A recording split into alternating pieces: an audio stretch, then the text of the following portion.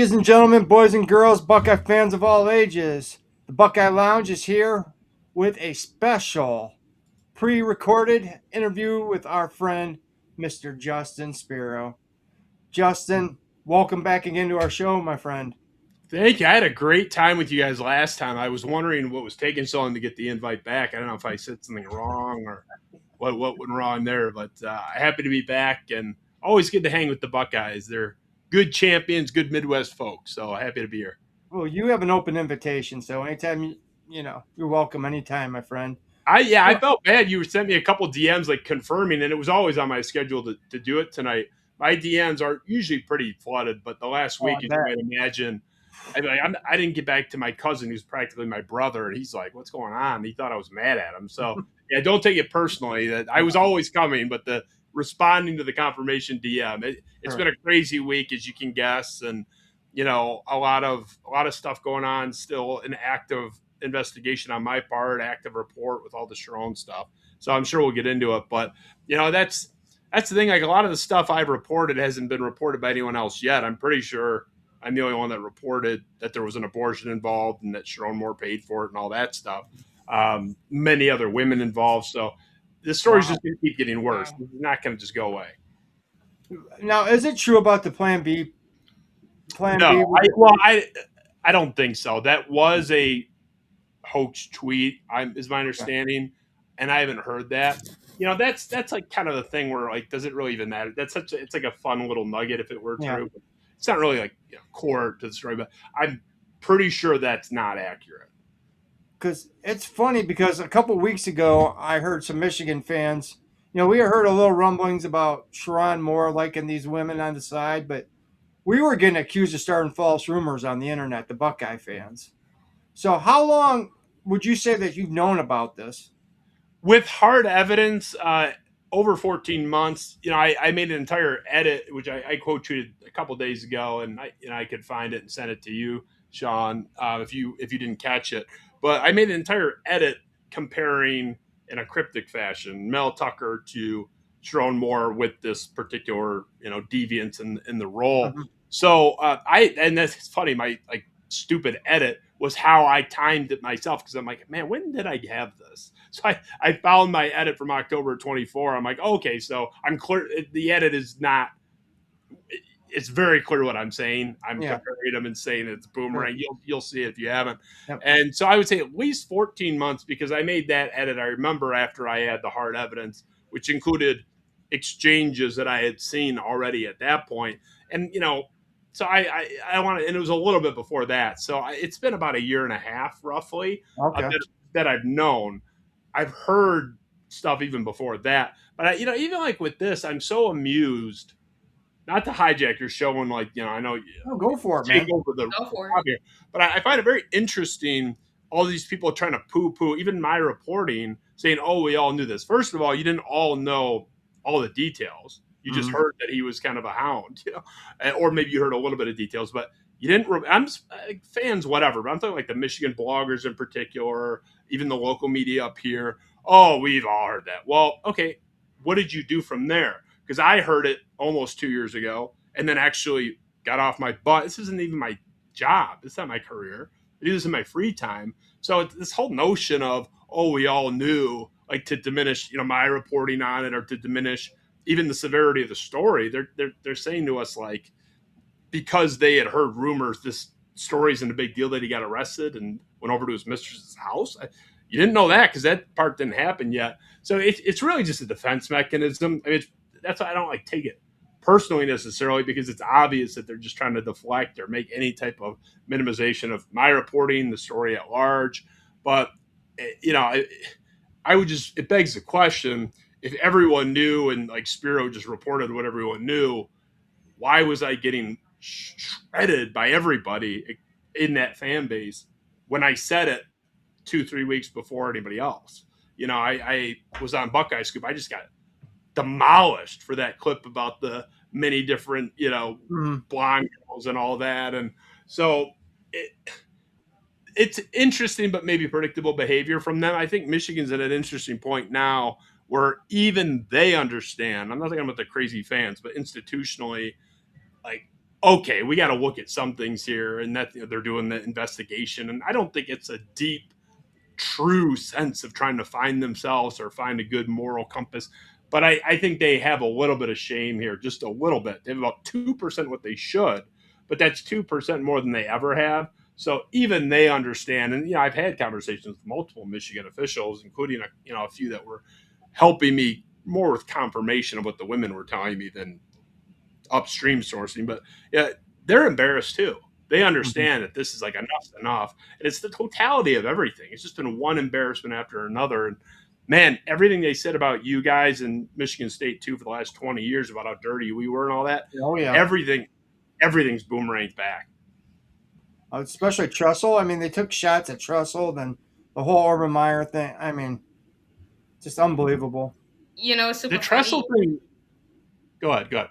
No, I'm sorry, I was about to say, what's super funny is, you call everybody else like the dirtiest program, but when you go back to the history of your program, you got so many scandals that never came to light that if people went back in time, especially with some former players who've mentioned it, like John Vogg from the Bo Schambecker era with that doctor who was doing some funny stuff with them, it's like, no, your program has a history of doing this, and y'all always swept that stuff under the rug. Y'all didn't do nothing. Y'all just swept it under the rug like you always do. So, like, it's funny that you say this about every other program when what y'all be doing is so much worse, especially for the fact that y'all be covering this stuff. Where Ohio State, Michigan State, Penn State, even with the Sandusky thing, they never covered none of that up. They get rid of you in a heartbeat. Well, and that, like, you made multiple just great points there, and this is why I like doing your show. Multiple great points. For one, the distinction between cooperation with the NCAA and and if you get rid of the NCAA, just the concept of cooperation generally. People say, "Oh, I hate the NCAA." Nobody likes them, but just cooperating when something wrong happened. Ohio State self-reported tattoo game. People don't remember that they self-reported, and I think we've talked about it in the past. Jim Basically, Smith did, yeah. yeah, the guy who owned the tattoo shop was also selling marijuana, which now wouldn't even be a big deal, but back then that was still, this guy was like Pablo Escobar to sell weed 20. Yeah. But he got busted, and the FBI found Ohio State memorabilia, like jerseys, game worn stuff of players that were still there. Now back then, that's like what no one should have that because that's Yeah, exactly. you couldn't sell it back then. And they contacted Ohio State to say, hey, we think we have some stolen materials here. That's how Ohio State found out. And then they immediately self reported it. Michigan State, you guys probably would have been caught, probably because it was a federal investigation not related to Ohio State, but to the guy who sold them this stuff. It probably would have come out whether or not you did the right thing, but you still did the right thing regardless, immediately and promptly. Michigan State, they would have never found out our violations ever. And that's, speaking of reporting, I was the one that reported the self-reported MSU violations, so I know what happened there very clearly. I even asked my source on that one. I said, "Have you considered not reporting this? Like it's like we stunk anyway. Hmm. Players Yeah. involved weren't good anyway. Eh, this is like kind of the jaywalking of recruiting Yeah. crime."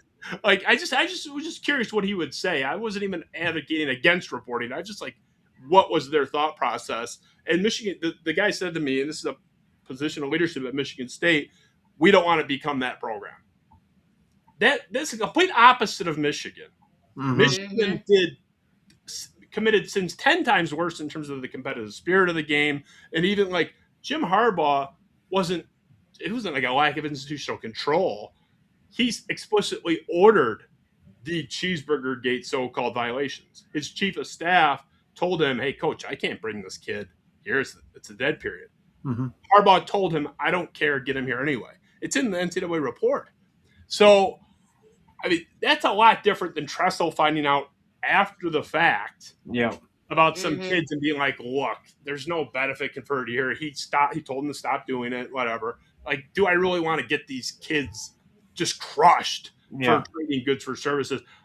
He shouldn't have lied, but it's how bad of a lie is that? I don't know. Yeah. I could argue it was probably like a righteous lie if there is such a thing, just because it's like these kids were going to get screwed by this stupid system that they got rid of a few years later anyway. So yeah, great point by you on that. And the other point, really quick, was about like just the number of arrests. You look at the favoritism they get. If the number is 7, which it is, just in the football department alone in the last decade, 7 arrests, not including an 8 that wasn't arrested, Alex Jude, the child solicitation assistant. How many are there that were let go? Because Xavier Simpson, star point guard on the team, crashed the AD's wife's car into a light pole at 2 a.m., driving 30 miles per hour over the limit in the middle of winter, fled the scene, and then came back, pretended to be a just pedestrian, and then gave police a fake name. He was ticketed for like excessive speed. He got like a speeding ticket. Like literally, I'm not making that up. They didn't give him anything. He committed 2 felonies. They didn't even charge him with a misdemeanor. He got a civil infraction. So if that stuff's happening, Mozzie Smith, felony gun charges. Yeah. No punishment at all. Didn't run even an extra lap in practice. So the combination of the program, Donovan Edwards was sharing anti-Semitic stuff, lied about it, said it was a glitch, and then he said it was a mistake. No punishment. So great point by you. They have the most sanctions by far as a program. They have the most coaching staff arrests by far in the country. And that's with them looking the other way on all this stuff. Yeah. So it's a great point by you. I mean, it seems like even the cops up there kind of sweep it under the rug. I think the only reason Frank Clark got caught is because he did it in Ohio and the cops wouldn't sweep it under the rug. Yeah, there's always going to be some cops better than others anywhere. But I don't understand. Really, it's the prosecutor's office in particular. Eli Sabat, that's a whole other story.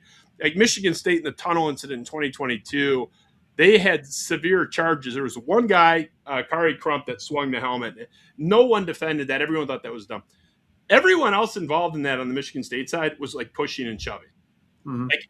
I mean, they could have killed these guys if they were out for blood. It was like a F you, man, get off me. And, some people could say that's the consequence when someone comes crashing into you in the locker room after a rivalry loss and calls you a BAN word. Now it was black on black, so it wasn't like a racist thing. Mm-hmm. That's what happened. They just come skipping in. He crashes into the line, calls them BAN words. I can't say any of these words, but that's what it was for the sake of the reporting. And they got knocked around. The Washtenaw County Prosecutor's Office destroyed those kids, including a kid named Malcolm Jones at the time, 19 years old. He's a college kid, a teenager, who didn't do anything and was later exonerated and cleared of any wrongdoing. He didn't do anything. He was suspended 3 games. He missed 3 games and had his name dragged through the mud. The public, their Michigan fans, were bombing his Instagram, going after his family on Instagram, thug all the coded racism crap that happens when this kind of thing happens. The guy didn't do anything, nothing charged. Mozzie Smith, barely a slap on the wrist. Xavier Simpson, nothing. So and even with Sherrone Moore, even now, my attorney Wade Fink is a great attorney, best defense attorney in the state for my money.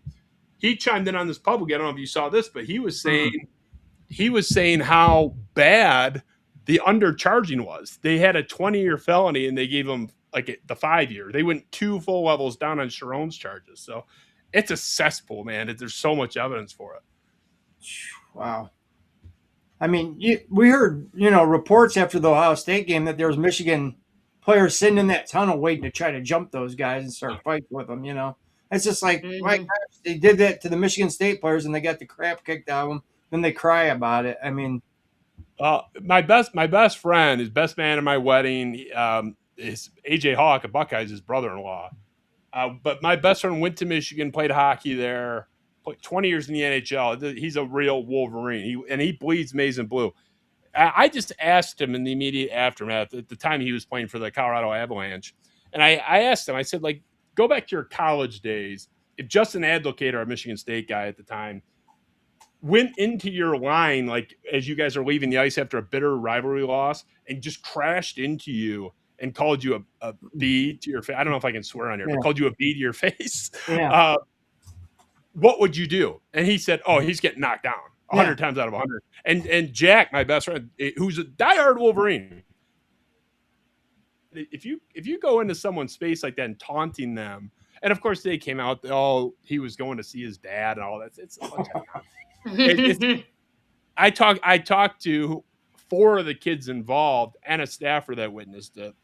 One of the kids involved was in my studio sitting across from me 4 days before it happened. He was on my show, but great kid. And they railroaded these people and they tried to ruin their life. Jim Harbaugh is demanding the harshest of consequences, pounding the table, turning up the temperature.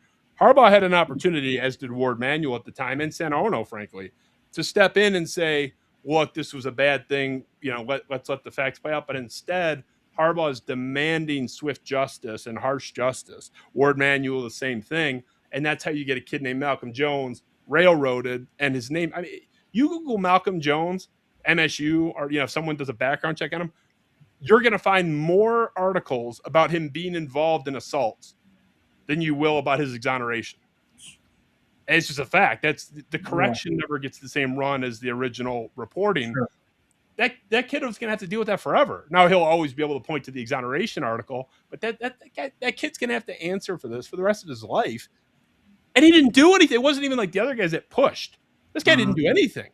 And 19-year-old kid, that's not the kids getting a little bit too aggressive. That is the coach of the University of Michigan and the AD and the president turning up the temperature deliberately, and that's what happens. Now, are you surprised that they haven't fired Ward Manuel yet? Yeah, it is the most common question I get privately, publicly, shows. In terms of like this, the greater Michigan topic and how they handle things administratively. I'll say multiple people at the University of Michigan in positions of leadership think that Ward is a problem, and they have frustrations that it's not shared. And I asked them, I said, why don't your guys, there's multiple people I'm talking about. This is 3 people in particular I've talked to about this topic. They all 3 of them said the same thing in different ways. I said, like, what is the argument for him? What are your colleagues saying? Why do they like him? Mm-hmm. None of them had an answer, but they all gave the same theory with slightly different twists, but basically the same core theory. And it is a cliche, and it is overused, and people use it all the time when there's always an explanation otherwise. They think it's like he knows where the bodies are buried. Not literally.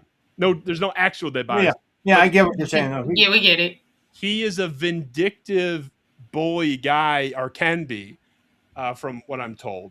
And now he has not explicitly threatened anybody with that, but they are of the belief, like these 3 are like, I want him gone even with that fear, but I do wonder who he's taken down with them.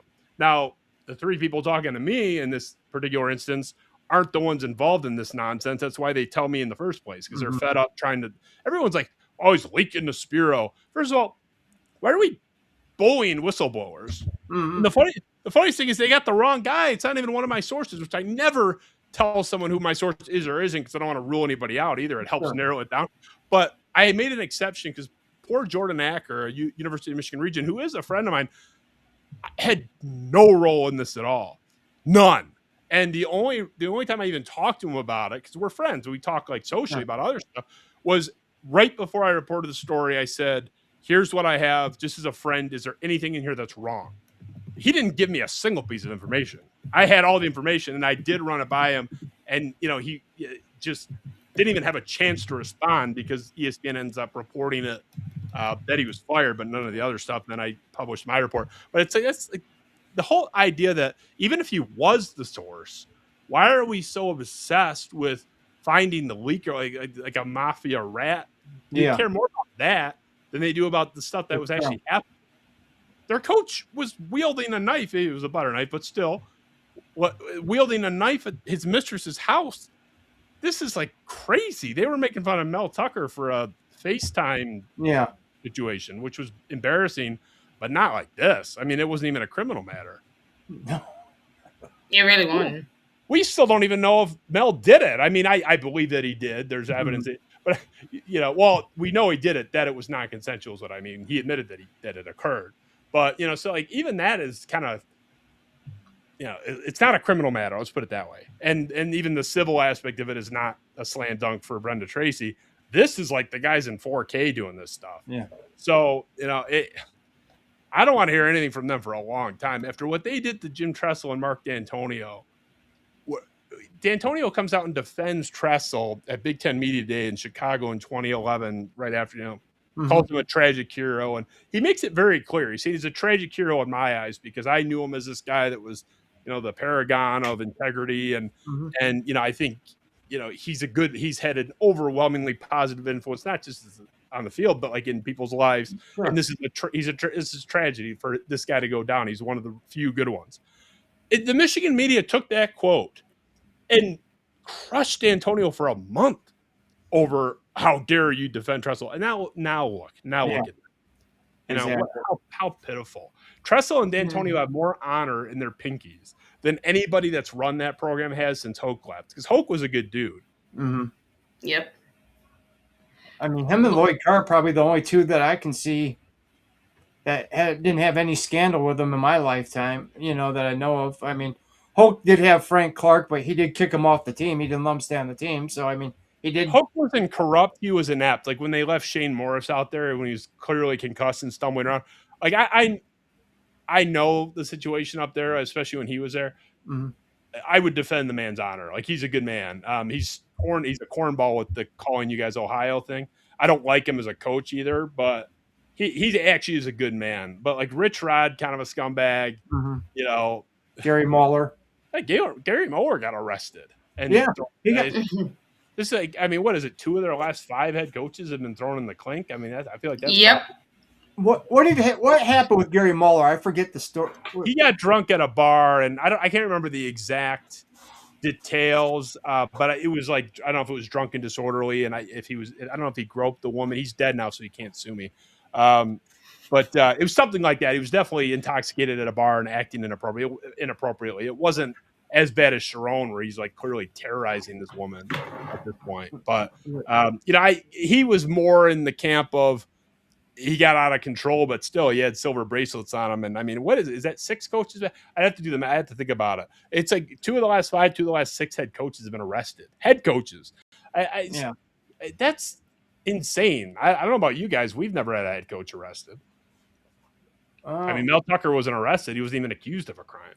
I mean, Woody was probably the closest for hitting that kid, but I mean, he got escorted home by the cops, but he never really got arrested. I mean, that was back in the day. You could get away with that now. And really, Juwan Howard should have been arrested. yeah. I mean, I know it's a different program, but still.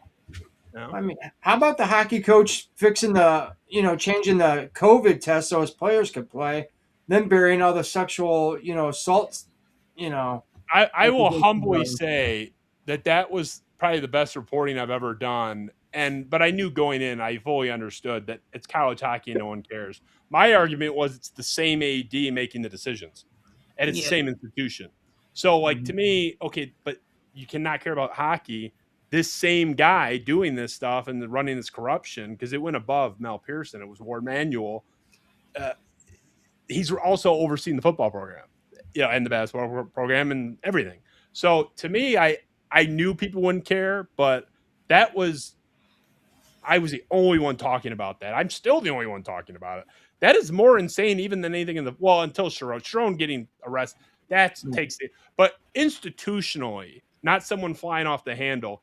That's the craziest thing of all, in my opinion, what happened there, where you have 3 months after canceling Maryland and the Ohio State game in 2020 season. 3 months. It's 3 months in a couple days.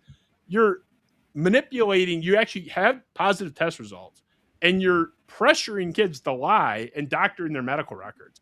Ward Manuel gets the report, the Wilmer Hale report, which it's Michigan's own funded report. It's not like some outside thing that they would, they're biased or whatever.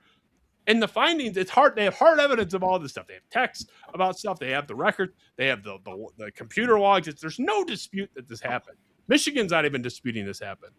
Ward Manuel would not fire the coach, wouldn't fire him. And Ward Manuel was within about an hour and a half, 2 hours of being fired himself because of that. The Board of Regents gave, and I was the only one reporting this and still the only one that have ever reported this. Ward Manuel was given an ultimatum by the entire board. It was unanimous against him. You fire Mel by 12 o'clock tomorrow. Well, technically his contract was run up, but you tell him he's not coming back by noon tomorrow or you're gone. Ward still gave it another 12 hours. So and then finally relented. And what is the argument for keeping a guy that was harassing women? The staff was harassing women. Lied to investigators, hard evidence that he lied multiple times. Doctoring medical records. The same department, athletic department, was so scared of COVID, they didn't want that smoke from you guys. Everybody knows that. Oh yeah. Yep. So people are in my comments saying like, "Oh, COVID was dumb anyway." I don't care if you think COVID was the Black Plague or a total hoax or anything in between. Yeah. It's relevant. They didn't apply the same standard, and it wasn't like, oh, it was a year later. We were a few months later, and nothing had drastically changed. The COVID rate was within 1% or 2% of where it was, for the first thing that they did. So I mean, there's no explanation other than nefarious. So I can't even keep up. I've had 2 people tell me I got to write a book, and I may have to. I don't know if there's any funding for that. I may have to self-publish. But the amount of stuff I haven't even talked about half of the stuff with that program, that department, and it'll be interesting to see what that investigation yields because I don't trust them. But we'll see. We'll see if they're at least semi-serious about getting better. It's a hoax. It's a hoax. It's a hoax. The investigation is just a hoax to get, just to salvage their image. It ain't real. No matter how much they want to fake it. I mean, honestly, like Eric, hats off to Eric Boggs. He did a video the other day about Michigan, and they're using the same investigators who investigated before when they said they couldn't find nothing to investigate it now. I mean, they're just going to find what they tell them to find. I mean, honestly. Yeah, I mean, they contracted these professional investigators that are getting paid all this money to do this, and with total access to any documents they want, and they didn't find half of what I found. Just doing this in my free time with no access. Like, it's not like they're turning over files to me.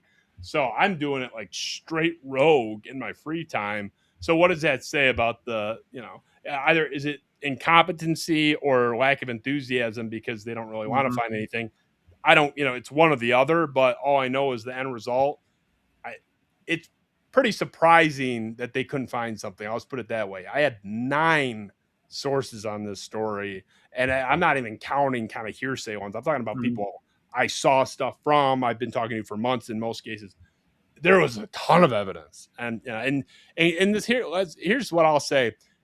And I'm still the only one, I believe, or maybe I'm certainly the first to report about these other women being involved talking to them.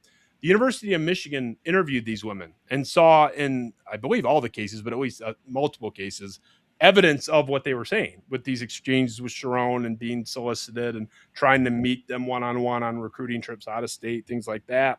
And so the idea that the investigators couldn't find anything actionable, Michigan could have fired them legitimately for cause right then. But the problem is that investigation, they were still in a season where they were trying to make the CFP, and they had beaten Ohio State 4 times in a row. So why derail that? They're going to try to beat you guys again and go to the CFP. So it's a joke. Even if they wanted to pretend they didn't know about the Paige Shiver element, which I don't believe, they did have hard evidence for the other stuff. And you can certainly fire someone for cause for messaging every woman on Instagram trying to sleep with them when you're the head coach of Michigan. That's absolutely a violation of the moral turpitude clause. So, they're so bad. They're bringing in the same firm. It's ridiculous. How about him texting an AI, OnlyFans model at the halftime of the Ohio State Michigan game? Oh my gosh, how crazy is that? I mean, what in the world would you be? I mean, how stupid can you be?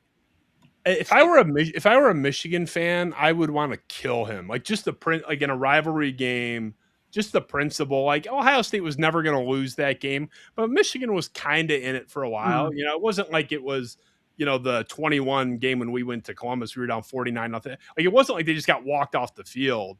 Really, it was like that 3-hour drive in the second half that you guys went on and you didn't even score a touchdown on that one, by the way, which is hilarious. Yeah, exactly. You had the ball for like 14 game minutes and didn't put it in the end zone. But anyway, yeah, it's like the point being, is a engaged head coach or a more engaged head coach that's not doing that at halftime going to win the game? No, not in this case. But like the idea that my coach would be that just careless about the rivalry game, it's just, and I get everyone saying, oh, he needs help. This is a bad guy, and I've seen the messages, guys, not all of them. 5 women, I've seen the messages. A couple women read them to me, and I believe them because it's the exact same MO. This is not some guy. Oh, he's got mental health problems. Maybe he does. That would be separate from this. There's no mental condition other than narcissism, if you want to call it that Yeah. make you act this way. And sometimes people are just bad people. And he's doing the whole "I found God" routine. This is a bad guy, and No. he's a bad guy. And he manipulative. There were multiple women, not many people know this, that he believe they're in a relationship with him, other than Paige Shiver. There are women, I've talked to two of them, that are mad at Sherrone. Obviously, they knew he was married, but they were mad because they thought they were the only mistress. And he had told them, the typical, like, oh, my wife and I are, he told one of them they were talking about being separated at one point, which is, that's, oh, I'm going to leave my wife for you. That's such a dime a dozen. Like, no offense to the dudes out there, but that's like what we do. I don't do it, but that's what a lot of men do. Yeah. Women don't believe that. Yeah. I like, you just, if they love you and they want to leave their wife for you, tell them, call me when you leave her, because this guy is so dumb. And the brazenness to like hop in the girl's DMs, you are always going to get caught, because it only takes one boyfriend to check her phone and be like, hey, why is Sherrone Moore hitting my girl up? Or one girl to get drunk and show her friends, and then they take a screen. There's a million. You're opening up so many ways for that to go wrong. And Michigan had the evidence. I saw it. I knew these. I talked to a couple of the women they interviewed. I know that Michigan saw it, but they didn't fire him then because they still had something to play for. So that's what we're talking about here. That's why he's not fired yet. If they beat Ohio State and they're in the CFP, they would have gotten him out in the offseason, but they would have let this season play out. And that's despicable when you look at the scope of what we're looking at here. Is it really though? Is it really though? Given what happened with Matt Weiss, like you had him going in the girls' DMs and they say, "Nah, you know what? We're in the playoffs. We'll probably get rid of him after the fact." Surprising, no, but despicable is that's going to hold firm every time. So that's not going to surprising. No, you're making the argument for why it's not surprising. It is still despicable because it's despicable, but at this point, despicable.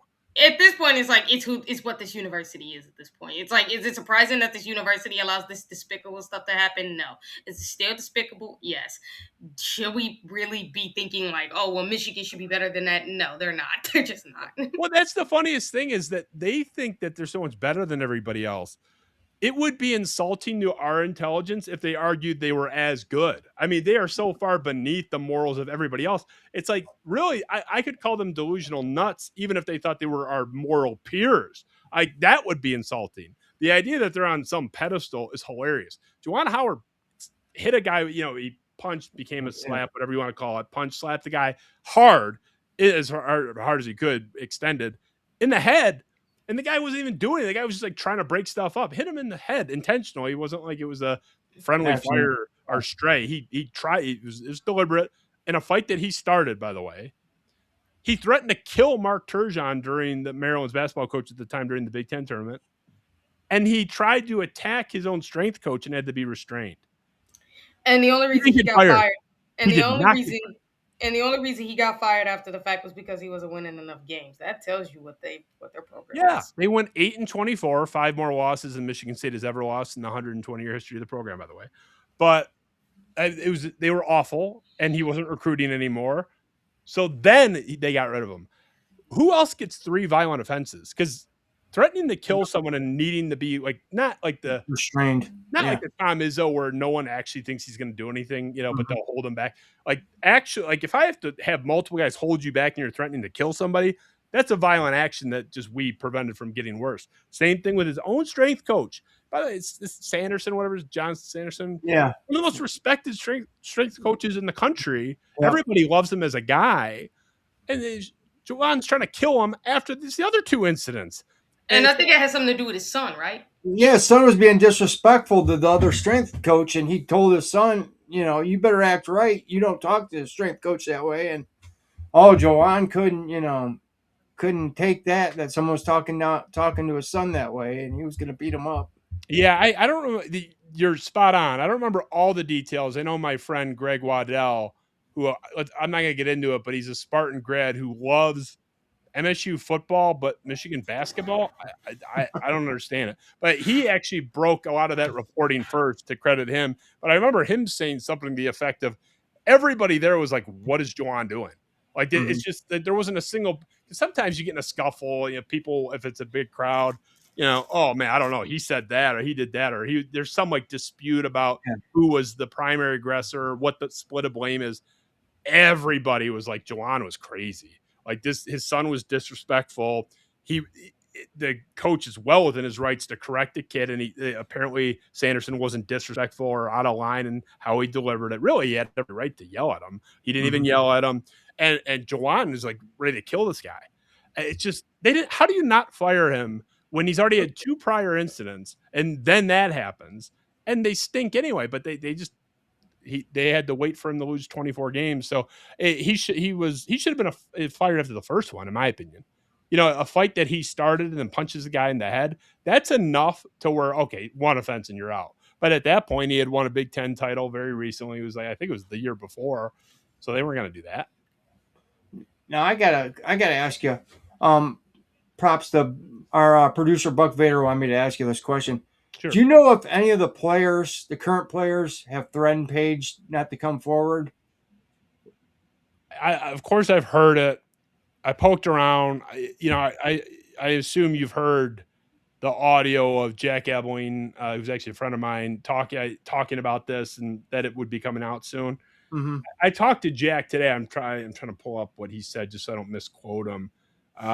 But basically, apparently he expounded on this a little bit more on the show. But of course, the clip, like, this is the danger. It's like you add the context after, people cut out the context. But so he was saying there's a lot of things going around.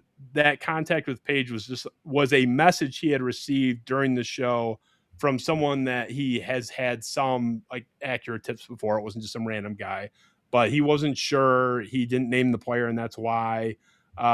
He goes, I don't know if it's true. I have no evidence that it is, but I did hear it. I wish it hadn't been cut, blah, blah, blah. So, I know Jack's a good friend of mine. I don't think he would have any problem with me kind of sharing that message. And in fact, I know he wants to get out that, hey, I wasn't saying this happened, and he didn't. But, it gets cut, and then, it goes from there. So I don't know, short answer. Okay. I'll say I haven't heard that. And the person that that was literally speaking on the audio clip that went viral that spread that says he has no idea if that's true. So I can say it's a rumor out there. And I've been really busy on other stuff with this story, but just other elements of it. And the Corum stuff too, Pablo Torre, talking to him and stuff. And so I haven't investigated it. So I can't speak to that, but I do know it's out there. And I'm not a big rumor guy. There's, like the Ryan Day's brother stuff that really affected their life. Like people like me, they're saying I'm divorced, I'm bankrupt, everything. It's like, one person says it and it just becomes the thing. And I told the guy today, I don't like doing the lawsuit stuff. I have to sue him because it's just like enough's enough. And he was so brazen with multiple false claims, a big audience, all that. But so I don't like getting into that unless I know. So I don't know. Yeah, I will ask this because this is about because I just saw this on the Trexas thing, and I see that you've been reporting on this lately. What could you say about the whole Blake Corum thing? Because I just saw it. Oh, well, I've reported and have long ago that he knew and thus lied when he said he didn't know. I know I have no idea. I don't know anything about that. So he lied. So really the problem is that I'm in is I have hard evidence of this being the case, that my reporting is accurate and that I know I'm correct. Hard evidence, indisputable evidence. If anybody saw it or heard it, it's game over. And that's why I don't know if you saw, I shared it with 2 people, this evidence. And the reason I did that was, for one, a little bit of credibility. Someone out there, 2 friends of mine with a large audience themselves. One's Graham Couch from the Lansing State Journal. One's Odell Bredham Jr., who was the biggest Michigan State account, but I was alerted I passed him by 10 followers today. So, but he's a big guy in the space. So they've heard this stuff. I did that for one, for a little backup, but also if I get hit by a bus and they're telling and they're writing my eulogy that I was a hack and I made it up, someone else knows it and heard it and saw it. So I have the evidence. I know what happened. I'm pretty sure that would be a slam dunk case of ineligibility, but what I say is the same thing with the last scandal. You never know what the NCAA is going to do. So like people kept taunting Intrinsic and I for, getting, like, we predicted doom for them. We explicitly said multiple times, it's on tape, anyone could pull it. There's tweets too, where here's what they did. Here's what the violation, like, here's what matches the violation. And here's the NCAA, the COI's mandatory punishment grid for these offenses. So they should be getting hammered. In particular, the multi-year postseason ban. I said all along, vacated wins. I was like, I don't know, they should, but I wasn't confident. I was very confident, as was Intrinsic, in the multi-year postseason ban, because all we were doing, and Intrinsic found it before me, that's to his credit, we're just looking at the grid. Okay, they clearly did this. There's no way around it. There's hard evidence. And here's what the mandatory required punishment, not recommended, required punishment. So like the idea that like we got something wrong is absurd, but that's why, like, with this Corum thing and with everything, it's not like I learned my lesson. I already knew this, but I got to be so careful because, I'm saying, oh, it's definitely going to vacate wins. I don't see how it doesn't, though, because it's a clear violation. And I know the bylaw. I don't know it offhand, but it's a clear, there's a particular bylaw that's clearly violative of. And I don't see a way around that it wouldn't make him ineligible, and that wipes out the entire 3-year run. So yeah, the reason I asked is because I see Intrinsic have posted something about it. Really, I can tell you, but that's the thing. No one's going to give a crap if I can't prove it. And I understand that. But I can't burn the sourcing on it. So what I'm working on now, other than because there's multiple, it's not just one tape from one guy. There's multiple kind of pieces, all off the record. But I check in with these sources periodically, every couple weeks. Hey, can I publish it now? Can I publish it now? The answer's always no. One of them's wavered a few times, but ends up a no. So I'm always trying to nudge that along. But also I'm trying to find another path to the story. So in reporting, not to nerd out, but it's a huge advantage if you already know what happened or not. I know what happened because I have evidence of it and multiple witness accounts too, but I have hard evidence. So I know what happened. So I know that there's a way to prove it that's not an off the record piece of material. So that's what I'm looking for now. And that's where I'm, talking to Pablo about maybe him getting involved in some of this. Yeah, that's early discussion stuff, but he's been very kind. I don't know if you guys even know who Pablo Torre is. No, I don't.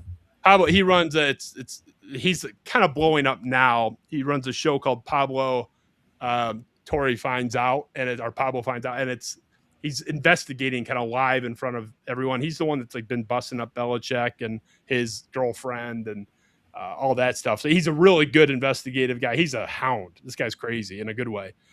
So I'm talking about getting him involved.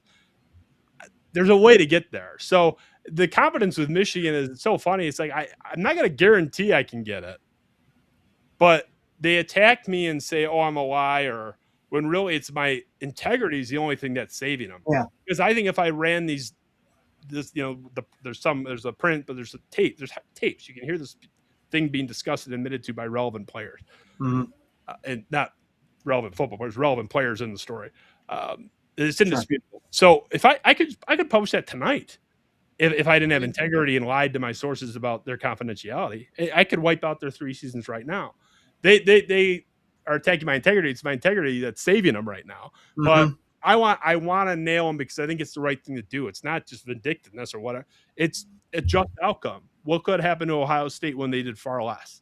Yeah. It's not just that they got to cheat and steal, in my opinion, 3 Big Ten titles off, like 3 Big Ten rings off your fingers. It's not right. It's about justice. It's not about vengeance.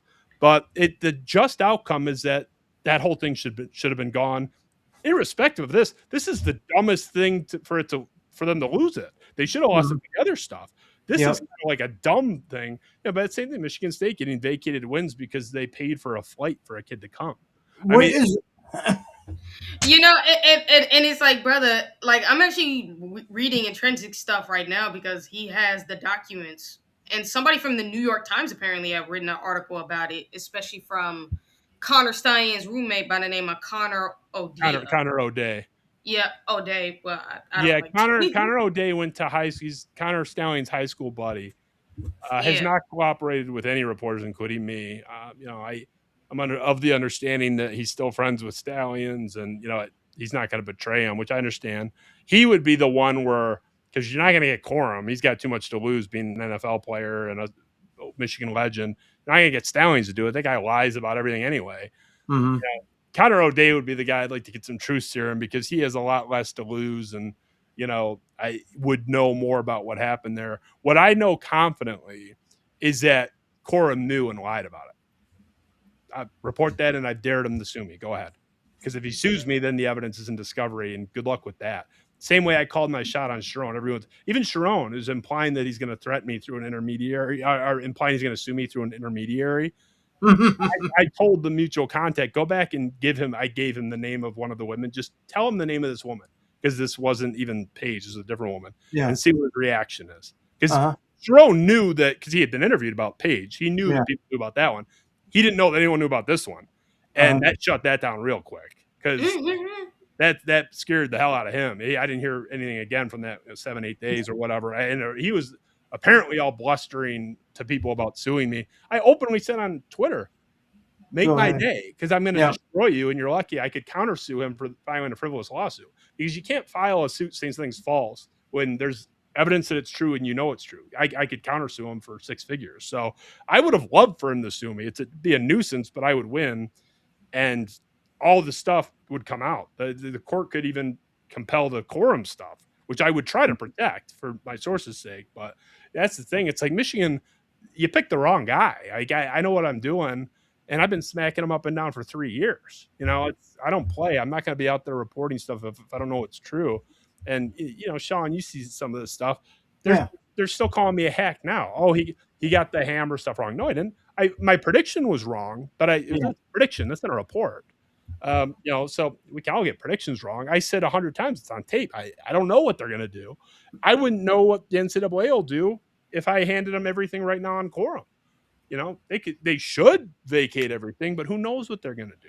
So you even said on this show, you even took a clip of what you said and played it. So there's, over and over again, those idiots just keep going on and on.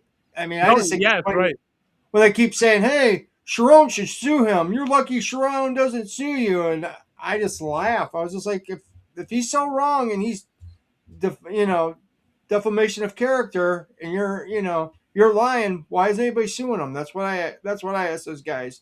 And I'm openly inviting him to sue me. I mean, it's not like, oh, I'm scared. I'm not scared of them. Frankly, I don't think they're as smart as they think they are. Mm-hmm. And they're certainly not smarter than me, because I'm sorry. Defamation does not apply to a hard evidence backstory. I will never lose an ounce of sleep worried about, you could get sued for anything. So, I might get sued. Right. And never worry about losing a suit like that, because I'm not going to report something like that. I mean, it's one thing if it's like a minor thing, who's a team captain or something with no like great implication. It's not like I'm loose with that. I don't think I've got anything like that wrong either. But then you can be a little bit less. If I'm reporting stuff like this and making edits taunting them for being like Mel Tucker, man, you better believe I'm sourced up on that, and I've seen the proof, and I had. So I try to tell people, like, for your sake, like Scott Bell is a big Michigan account, and I'm friendly with him. He hates my content, but he knows better than to question my reporting, because it's not going to go well for him. It's the people with half a brain know. Mm-hmm. I don't understand. I don't know what these people are looking at. I've nailed everything, but they don't like hearing it. It's shooting the messenger to an extent. Now, I got a kick out of it when you reported and you showed the pictures of the Brown Jug where they had a pizza named after Paige. Yeah, they sure did. And what I reported, because I can't take credit for, I was the first to, I think, publish that, but I can't take, that's not, anyone at the Brown Jug could go and see it on the menu. So I don't consider that to be some Pulitzer Prize winning journalism. But what I did report, that's actual journalism, is that Sherrone Moore coordinated that, which you might suspect, because why is there's no other secretaries on that menu? Mm-hmm. But, and I know the owner of the Brown Jug. I mentioned my friend Jack, the hockey player. That was our spot. He's a guy named Perry. He's a Greek guy. I'm Greek. So I got along with Perry. Perry's a good dude. Perry just had the University of Michigan head football coach say, hey, my assistant's doing a great job. It's a great Wolverine. Can we find some dish for him? Just, that's like how that happens. So people are like, oh, you're attacking the restaurant. I'm like, hey, that's my favorite restaurant in town. And I love the owner. It's not his fault. Yeah. But it is funny that there's still disputes about whether Cheeseburger Gate was there. That was the original report that it was there. Now it's been disputed. No one can even agree on that from last I checked. But I'm rolling with it because I was originally told it was there. They had that, the Taylor Lewan attacking Ohio State fans after you guys beat them in 2011. It's just, that's like the epicenter of all this crap. It's kind of funny, but there's so many absurd angles to this. The fact that this guy's going, like, how mean his poor wife. You know, Oh my gosh, and kid and daughters. I mean, the stuff that they're gonna have to hear the rest of their lives. I that's mean, mean though. Like, that's my wife was like, he wanted to, be able to go there and kind of, it was his dirty little secret with himself kind of thing, which I think she's probably right. But mhm. that's malice. Like, you're going out of your way to kind of, like, in a private way, peacock that you're doing this and getting away with it. And that's like, he's a bad dude, man. He's a bad dude. And, I don't feel an ounce of sympathy for him. The kids I do. And, her, sure, of course, but Yeah. not him. Like F him, frankly. Was I don't know if you know this or not. Do you know who a couple of the other girls are? Oh yeah, yeah. I've Is been big part of my is, reporting. is one of them? There's this girl on X all the time. She's a Michigan lawyer, and she's always uh, I posting wouldn't disclose. I wouldn't disclose that either way. Okay, Yeah, but I'm yeah. I mean, the only scandalous. reason, I mean, she's in a picture on one of the memes, so I was wondering if yeah, that was one of the that's girls. the New York Post being salacious, and in the actual article they say, oh, he was following her, and that was another part of my original reporting was that he was following. That was I knew this months ago because that's how I was finding some of these women. He was following all these like OnlyFans models, 19-year-old college girls that their entire IG pages are like, bikinis and stuff. Mhm. Had to do all this research with my wife next to me so she wouldn't look at my search history and be like, what the hell is this guy doing? But, as I'm looking up all these like 19-year-old and like porn stars and stuff. Yeah. So I'm like, honey, report. But yeah, and that's how I found not all the women, but most of the women. And so that's why she was in the New York Post article. She was mentioned as one of these, kind of scantily clad women that he was following. Oh, okay. That was not fair to her. Like, even if she was involved in this, like, Mhm. that's not fair to her because it implies that, Yeah. something that's not true. But yeah, I can't, like, the only reason I clarified with the Jordan Acker thing is because that false accusation was so rampant and I got his permission to tell people it wasn't him because it wasn't. Mhm. And, you really shouldn't do that as a journalist, even Sure. excluding people, because it does narrow it down on who the people could be. But that poor guy has been just so abused the last couple days. And frankly, again, even if he was the source, I think it's nonsense. He wouldn't deserve it. He especially doesn't deserve it because he wasn't the source. So but this is these people. And I told Jordan, I said, like, look at your people, because he's a Michigan guy. Mhm. He went there. He's a sitting board member. I'm like, look at what your own people are doing to you, man. Like, this is the stuff I'm talking about. Like, this guy didn't do anything. They don't care. Of course they don't. Ask Ryan Day's brother about that. They don't care. Yeah. One person, the guy who started the rumor that Acker was my source is the guy I used to blog with, who hates me because I left him and I am towering over him. I like 7 times the X, whatever he was at his peak. He's so mad and tagging everybody. Anytime anybody in the media follows me or any celebrity follows me or whatever, talks to me, he's chiming in, hey, have you seen what he said in 2016? By the way, none of this stuff's even problematic in my opinion. But like, it's not even like I'm embarrassed. It's like I've left the episode up. Like, what do I care? But anyway, I digress. So it's like one idiot who has an extra grind against me and also knows and doesn't like Jordan says it and even openly admits, oh, I just assume. He just assumes. And then everybody runs with it. Now they're going to throw this guy out of office. That's nuts. But that's what these people do. That's Michigan. Makes sense. The amount of innocent people that have been railroaded and guilty people that have been protected. It's not like, oh, their life was scanned. That is the baseline. That is just what they do. It's not a couple. It's not a pattern of incidents. That is them. I mean, that is the core of the institution. Of course, there's good people up there, but the core and what they actually operate as is as a machine is that. It really is. I mean, but no one knows about them more than I do. Half the stuff's off the record, but I just with other scandals people don't even know about, coach involved and stuff, and it is a corrupt place, man. And I do hope they get better because I don't think it's good for the community up here, the country at large. I don't think it's good for women to be getting, treated this way in the hockey program and the football program, and do people get away with it? Like, at some point, does society matter a little bit? Like, does the human being have, like, I love when they get embarrassed, but mostly it's just because it's comeuppance. I don't like seeing people victimized even by them, even though it gives you good fodder or whatever. I'd rather women not be harassed, ideally. That's my ideal. And that's why I go after them. I find their behavior disgusting, frankly. Sure. And it's an institution. Brendan Gibbons raped a woman. They stuck it in a drawer for 4.5 years. They finally expelled him for that rape with 1 game of eligibility left in his career before the bowl game. That same bowl game was the one Taylor Lewan played in and started and was the captain for, led the team out of the tunnel in the Buffalo Wild Wings Bowl, of all things.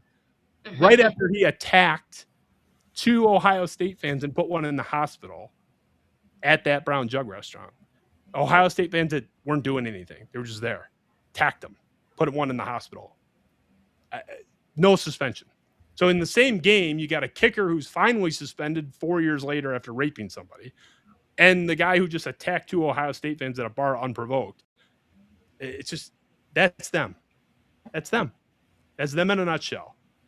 How much more do you think comes out coming up? Is there a lot more stories? Some of it's going to be from me, well, and I'm at a point now where, I feel like, just as the journalist, I feel like I own the story. Like, people know that I had it. And so I'm a little less, like, kind of competitive in that way.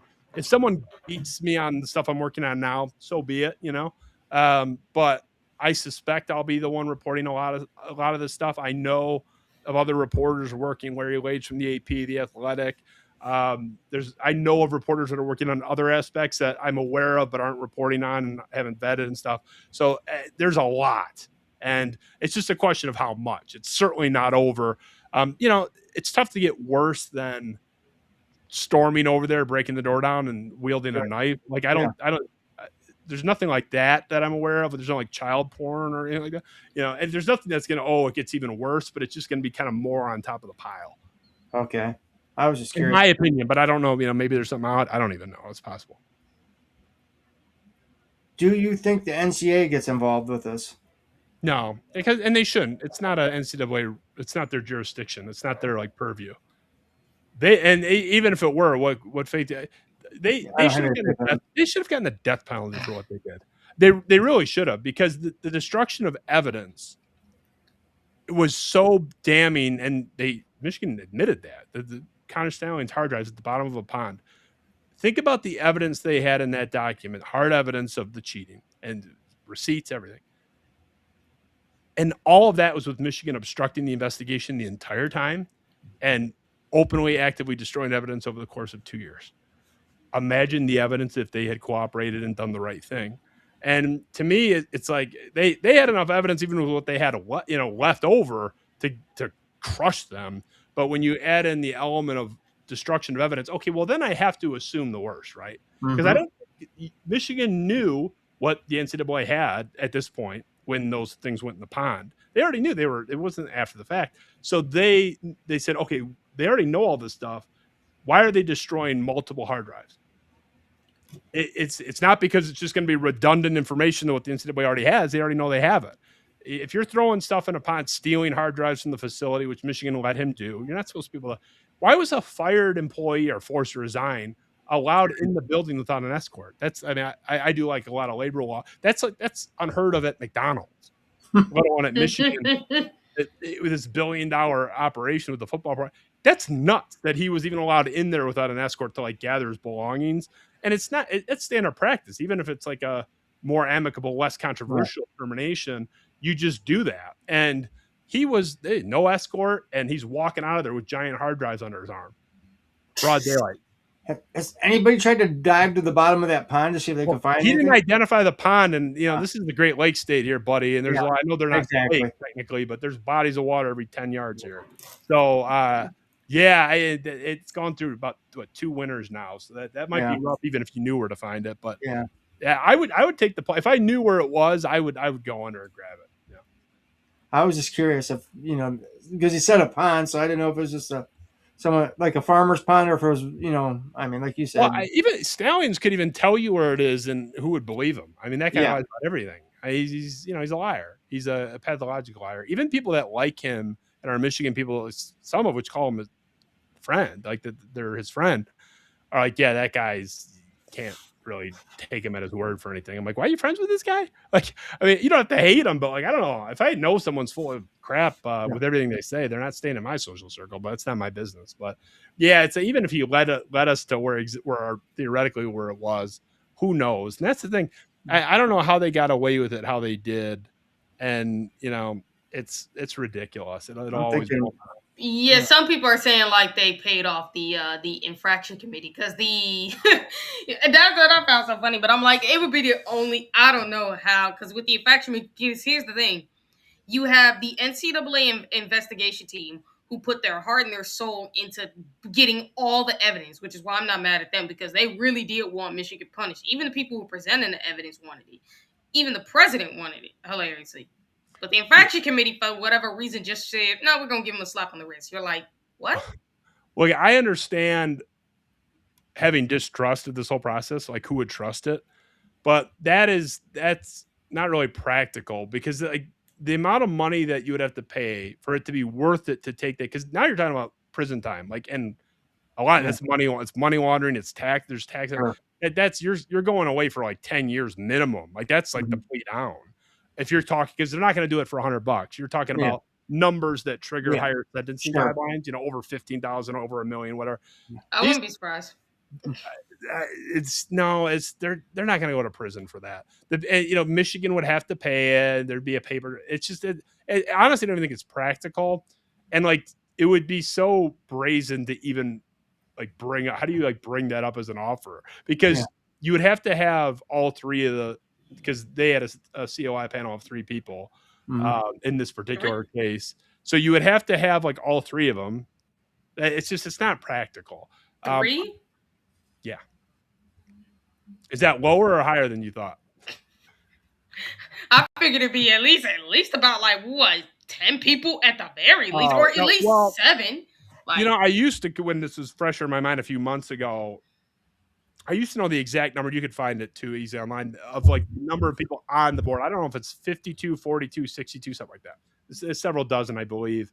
And for each case, they're like assigned, three people. Some have four. I don't know how this one only had three, because you would think it'd be one of the larger ones with the scope and how long it was going on. that's what I'm But talking about.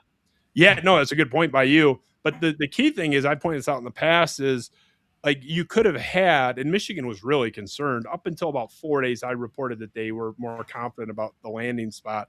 Up until about 4 or 5 days before, they were very nervous. They were very nervous. But if the COI had been a different three people, they could have crushed Michigan. They have that panel has discretion. That's just the way it operates. So out of the group of, again, I tweeted about what the number is. It's 42, 52. I think it's like 42 maybe. But like if you had taken a different three, they could have given Michigan the death penalty if they wanted. It's like that's why. And I knew this process going in. I reported on it and investigated it, and that's why I never had confidence, because you're looking at. I mean, even juries get stuff wrong. That's 12 Mhm. people, like Yeah, 3, 4 people getting something wrong, yeah, and it's like that's But you would at least hope you get more people on this and that's what I'm saying. Like, with these three, and you go out of your way to embarrass the NCAA even worse, to a point where now you got everybody thinking, all right, we ain't taking them seriously no more. Like, you got Auburn reenacting championships and now you yeah. have everybody saying, okay, you didn't follow. And you know what's super funny is because you didn't follow your own COI or whatever it's called. Some people are like, couldn't they get sued for that? Because you punish people for far less when they did something so much worse, so unprecedented, but then you Yeah, give I them a mean, slap on the wrist. you can sue anybody for anything, but when you sign up to be a member of the NCAA, all member yeah, institutions give like a broad, and that was the same thing with the conference affiliation, like the Big Ten. Everyone's saying, oh, if Petiti dares suspend Harbaugh for the Penn State and Ohio State games at the end of 23, we're going to riot and we're going to sue them and win. And aside from the fact that they had evidence, the bylaws give pretty, not limitless, but pretty broad discretion to the commissioner. mhm. So it would never get sued. They would never get sued. The one thing I'll say with the number of the panel is I don't know how much it matters, because that would be more about the investigation and, oh, did we not give them enough resources? They had all the information they needed to write in that report to hammer them. I could have one person come up with the decision. So like we didn't need more than 3 people. Like once you had, that's more about upstream, like for the investigation and for interviews and stuff. Those 3 people, however they did it, they had the goods on them. They had plenty of goods on them. And, sure, there's stuff they didn't find. And it's not their fault all the time. They don't have subpoena power. They can't compel testimony. Even Connor Stallions didn't have to talk to him. He went there of his own free will. He wasn't cooperative, but he did show up. So it's, to me, that's not the key. Is they just got it wrong. And I had a tweet the other day about like it's a total myth that was like a vindication for Michigan. It's the most damning document I've ever seen in this context. And they're just getting crushed page after page after page. And then it's the second to last paragraph. They're like, oh, yeah, this is required for a multi-year postseason ban. And the document basically ends, other than the annotations and stuff, with like a just kidding, we're not going to do that. We don't want to punish the kids. So it's like if you didn't know the outcome and someone just handed you the document before it got reported what the bottom line was, and you were just reading through, you would think, oh my God, it's worse than I thought. They're going to get the death penalty. Or like a 5-year postseason ban or something. That's how it reads. And I tried to read it kind of like clear-minded, like what if I didn't know the outcome of the actual punishments? It is crazy if you read it like that, because it's like, how did they survive this? Now, they did have record fines, record show causes, so it's not like, but they didn't lose the stuff that we care about. They didn't lose the stuff that fans care about. And I love the argument like with Harbaugh, oh, he didn't want to coach anyway. So if your only defense of your disgraced head coach, who's the only head coach in the history of American sports that gets suspended twice in 1 year without losing their job, and he got his own record broken and had a third, if you don't think that is an embarrassment and an indictment and a stain on the legitimacy of everything under him, when all of these suspensions were for cheating, it wasn't like for a DUI. These were all competitive advantage violations. And he shattered the record, the American sports record, for suspensions in a year. And it was all during these wins, right? If your only argument is, oh, he didn't want to coach in college anymore anyway, the cat says it all, right? I mean, yeah. So because he didn't want to be here, the fact that he's banned, I mean, like I get what they're saying, but that is a hammer. It's a hammer that Harbaugh doesn't care about. Yeah. And to be honest, I mean, I would have said this on top of that. You didn't want to punish the kids and give them bowl ban. Fine. Why not strip away their wins and championship from like 21 to 23? Why not? If you know how serious this was. Well, and the other thing is it's not a victimless crime what they did. They always cite 2023, and Stallions was gone midway through year 3 of the scheme. And I always say, and we've talked about it before, there's multiple wins along the way. Illinois in 22, they barely won. Nebraska, and I believe it's 21. Like the Ohio State game, the 21, I thought they beat you regardless. 22, it's a myth that was a blowout. Ohio State had a lead at half, and it was a 1-score game in the fourth quarter. That was one of those like we're trying to catch up. We're throwing a ball in the coverage that we wouldn't normally force in there. Now we're selling out the side, and it's like that's weird stuff happens to kind of lipstick on a pig the score at the end of these games. Everyone understands that. That was a 1-score game late in the game, and Ohio State led at half. So if that scheme, which was in full blossom at the end of 2022, they had it mastered by then. And really, in particular to you guys, they spent more time on you than everyone else combined. If that's worth 1 or 2 plays in that game, you guys settled for a field goal at one point in the first half. Like if they make not just one stop possession, one play, that's worth one play. That could change that whole game. Exactly. And the athletic poll that Bruce Feldman ran with the coaches around the country is the other thing I like to cite. And, I believe it was 50. Yeah, it was 50 coaches. There were a couple head coaches, a couple assistants, a couple coordinators around the country, Big Ten guy, all over the place. And they asked them, what was the value of it in terms of points, the scheme as we now understand it. And there were 13 or 14 abstentions that said it's impossible to calculate. Not that it didn't matter, but it's like, man, that's just it. There's too many variables. How many plays do you run in a game? They're like, it's incalculable, but they all said it mattered. So they abstained from this question. The other, I believe it was 37. It was 74%.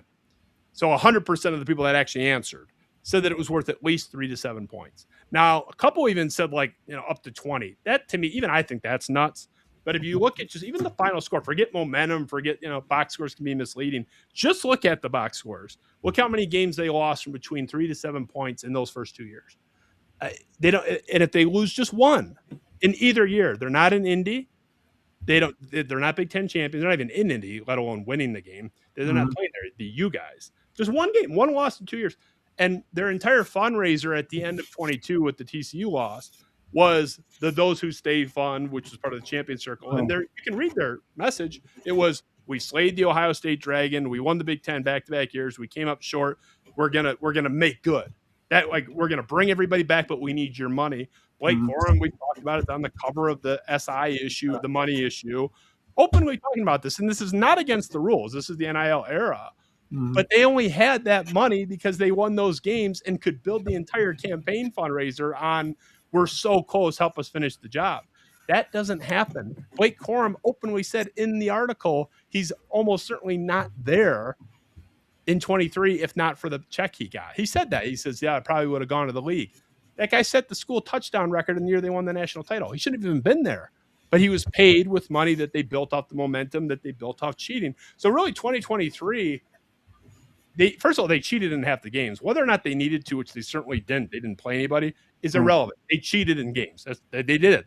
But even if we throw that out, look at the players. There were 12 players that they did by their own admission. They retained 12 of their players with money from that fundraiser. That fundraiser never happens without the cheating win. So the whole thing's a fugazi.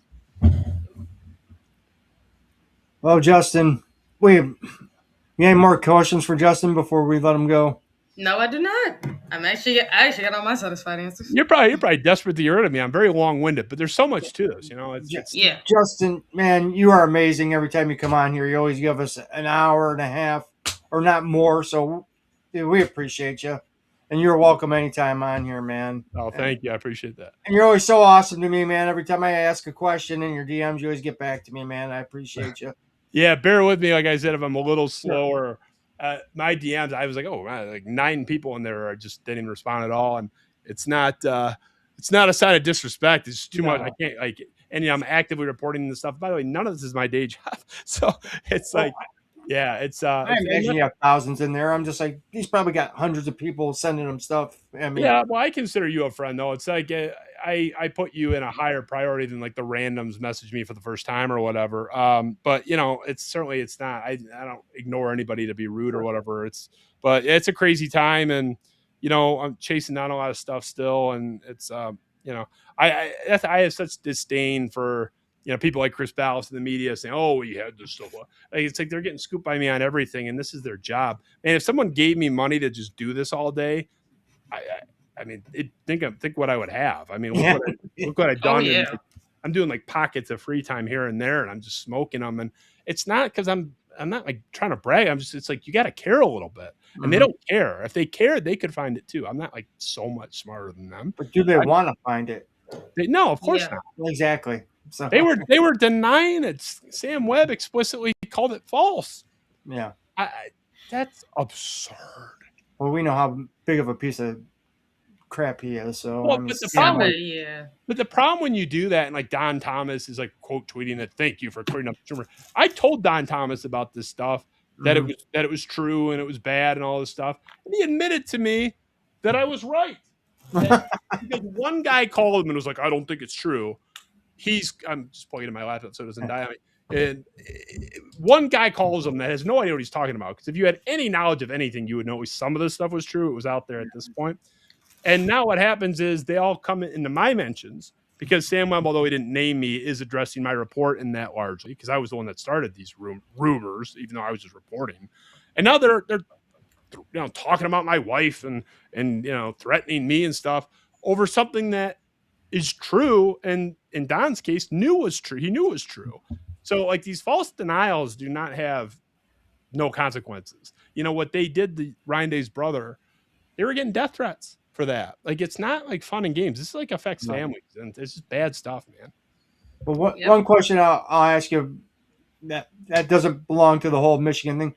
What about Pat Fitzgerald? Happy with the hire?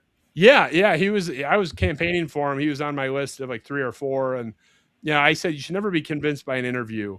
That's a fool's chore to do, a fool's errand or whatever to do that. But this is the exception. His college game day podcast interview was the most impressive interview I've ever seen anybody, not just sports. I mean, I recommend anybody check it out if they're curious about him. And because, he answered every question, and not just, he won the interview. Like, he gave smart answers. Like, oh, that's a good plan. Like, that's a really smart. It wasn't like platitudes of we're going to play hard. He had like really detailed outlines, and it was like, wow, that's a great plan. That's like, he's like inventing plans to handle NIL and grids and all that. So it was so impressive. And I've always respected him. I think Buckeye fans, he gave you guys a couple tough games too. Yeah. Even as a player too, he was an awesome he was, what a great linebacker he was. I mean, I always thought he was a class act, man. I've always had utmost respect for Pat Fitzgerald. And the one thing I always will say is Penn State, what the heck, man? Well, some people like Matt Campbell more than I did, but that was more of a save than anything. Like, they just passed on Fitzgerald, and I agree. I think he would have been great there. I'm glad they did. And like, I'm thrilled with the hire. He's a guy that deserves a chance at the actual resources. He was winning with a bunch of nerds. I mean, they had the number one for like his last 5 or 6 years. They're the number one graduation rate in all of Division I. That includes Stanford and Notre Dame. Like, they were taking nerds there and winning 8-9 games and going to Indy and stuff, and 10 games a couple times. Like, what's the ceiling? I don't know, but I'd be pretty surprised if he's not successful. And there's reasons they tanked right at the end. Like, there was staff chaos, and man, it's hard enough to win there, even if everyone's aligned. I don't blame him. The guy was overachieving for 17 years, and some chaos is going on, and he sucks now. He should be great. I need him to punch up a little bit, because you guys are always up by 30 at the end of the first quarter. I'm tired. Hey, look, man, that's why like, I like Mike Campbell, but I was like, Penn State, if you really want to compete with Ohio State, about get the guy who actually gives us tough games, even with a bunch of nerds, like what he did at Northwestern, including in the Big Ten title game in 2020. Because I'm not gonna lie, I was very impressed with what his team was able to do against Fields, because Fields was such a problem for every team that went up against Ohio State, because it's like you had to defend that man's legs, but you also have to defend his ability to pass. And they did a great job of that. Now, y'all did struggle with Trey Sermon. That is the one saving grace Trey Sermon actually was. So, that's what I would say. Penn State, you screwed that up. Michigan State, I think you guys will be successful with a guy like Pat Fitzgerald, because I think he's going to take you guys to another level. The donors love him, and he was a donor hire. I mean, everyone's on board, so it wasn't like there was a warring. Oh, no, there's no doubt, and he should be. I mean, this guy's the best coach you guys could have asked for, and I think he's going to bring you guys right back to where you were under Mark D'Antonio. He's not going to be. Well, that's really high praise. D'Antonio, what he did, people forget how bad we were for 50 years. But yeah, I mean, Fitzgerald he's not going to be bad. It's just like, okay, how good can we be? We've seen him win 10 games with garbage. I mean, I know it was Big Ten West. I know there's some caveats. Man, like I said, number one graduation rate in the whole country. They would not let kids into the school if they weren't like 3.5 or better. Like, they were not processing kids there. He's winning with a bunch of nerds. I mean, respectfully, I say that with love. And he'd be like in the fourth quarter against you guys, like down 3 with the ball, and usually you would score like 17 in the last 4 minutes, and then it would look bad. But he was like hanging with you for like 52 minutes. Yeah. That's with no resources. Michigan State, it's a joke that we don't have resources. We gave Mel Tucker the second biggest contract in the history of coaching at the time. Money's there when you show us something. He was 8-0, and in the 4th in CFP rankings, taking over a crappy rebuild. So we showed up with the money the second we saw something. Michigan State's been a sleeping giant forever, but we're so stupid. But when we're good, we're your biggest problem. I will say that humbly. I say this: you guys are more of a problem to us than Scum ever was. Michigan hasn't beaten you guys legitimately since what, 2004? Because I mean, they beat an interim coach, and they cheated, and the one, if you want to call it, was last year, which was still only because they were in your head because of the cheating. And it was in a season that you won the national title. Like, if my one loss that I feel is legitimate in 20 years is a year I won the national title, I think I'll take that. Yeah, exactly. Yeah. But, hey, thanks again, Justin. We appreciate you, man. Of course, anytime. Thanks, man. Everybody, please share this video, give a thumbs up, and please subscribe if you haven't yet. And make sure you guys check out our Patreon channel. Help us get to 200 members so we can have Vader drop his biggest little nuggets that he's planning on doing when we get to 200. So help us do that. I And want again, advance notice. I want advance notice of that, by the way. Sorry to interrupt your sale. no, you're good. That's true. I want the intel so I can help promote it because you guys do a good job. And next time I'm going to let TG talk more because I like listening to her more than I like listening to myself. But sorry for hogging the mic, but I'll let you finish your No, honestly, I didn't mind it, to be honest. Like, I love listening to you talk, man. It's enjoyable. Next time I'll talk, but you got to like, I get you fired up because you were so good. Like, I want to like go watch our old one.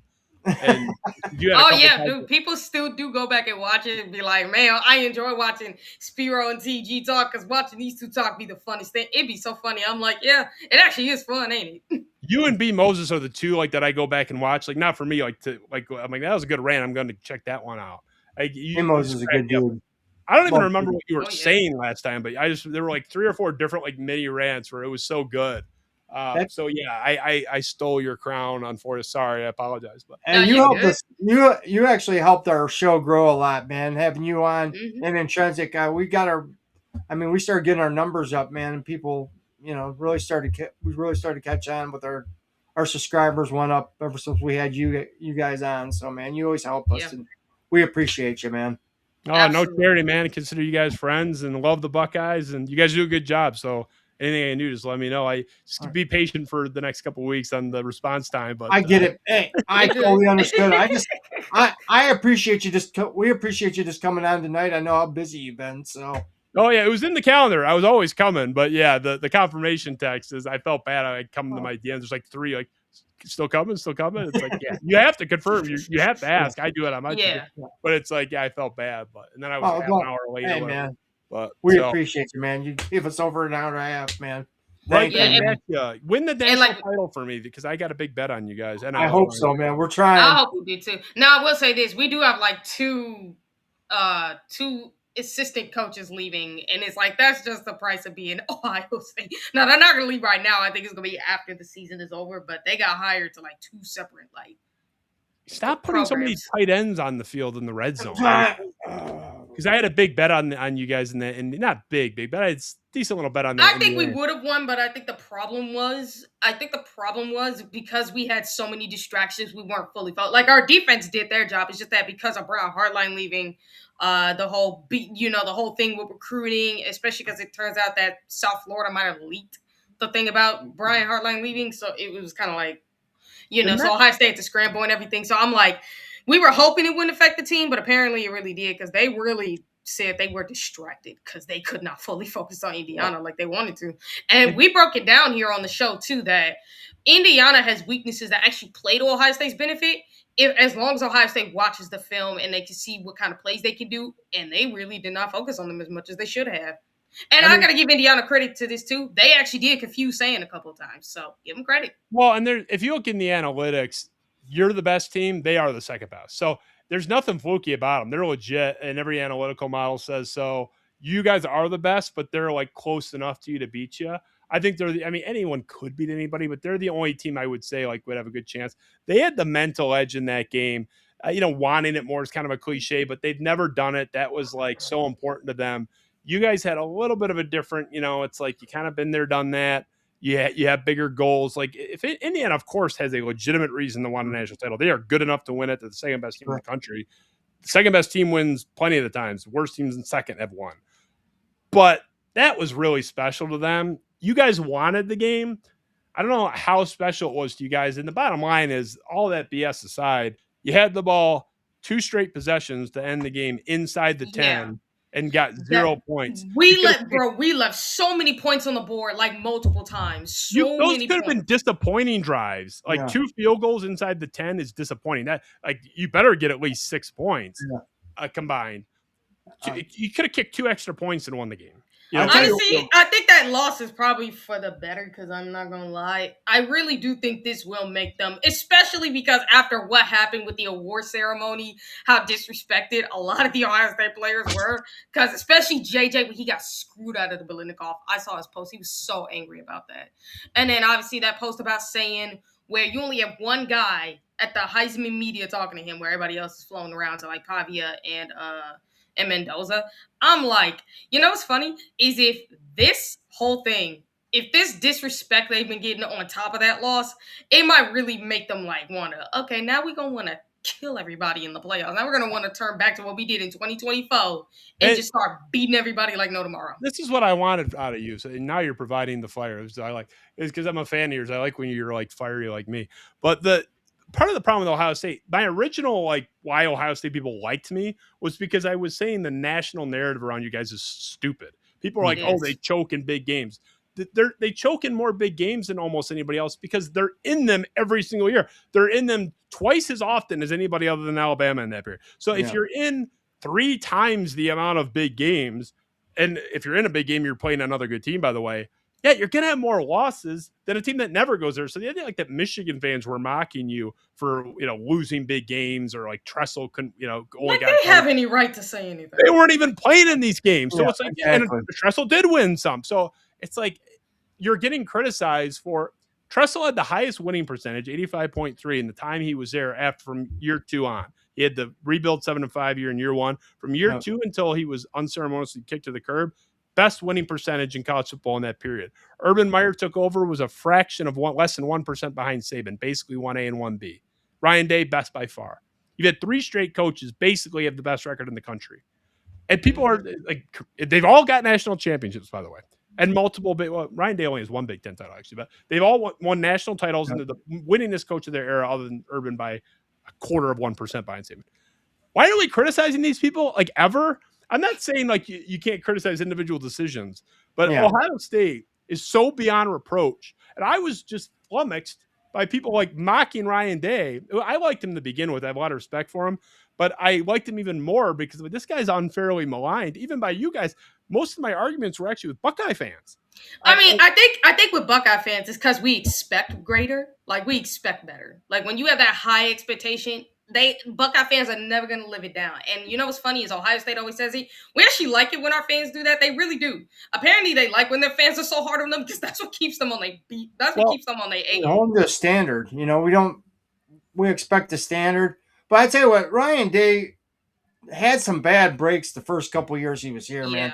That Clemson game, the Georgia game, the refs screwed him. The only thing that I really, really got down on Ryan about was that game plan against Michigan last year. And that's what pissed me off. But other than that, I said, let the guy coach, see what he does in the playoffs. I love Ryan Day. It was just one bad game that I didn't agree with his coaching. But other than that, I can't say nothing bad about the guy. I've never said anything bad about him. In the moment as a fan, I'm upset about losing. But, like, when I'm stepping down and I'm being an analyst, I'm like, I can't be mad at the guy. Like, first of all, he's a first-time head coach. He's learning how to win and in a lot of these games. And more importantly, he actually does have chances to win. There are just things that don't go his way a lot. And it's like, it was probably better for him to go through that because think about it. For Ohio State, like, if he had won early, would he have the same kind of passion to want to win more? Like, because even, I'm not saying as if he wouldn't, but it's like, with Urban and with Tressel, they won, like, their first set of years early. And, they were already experienced coaches by that point. But it's like, we had so many opportunities to win more than one national title. Do we think that winning early might have actually hurt those chances a little bit? Because it's like, they didn't feel like they had to, like, they didn't have that pressure on them.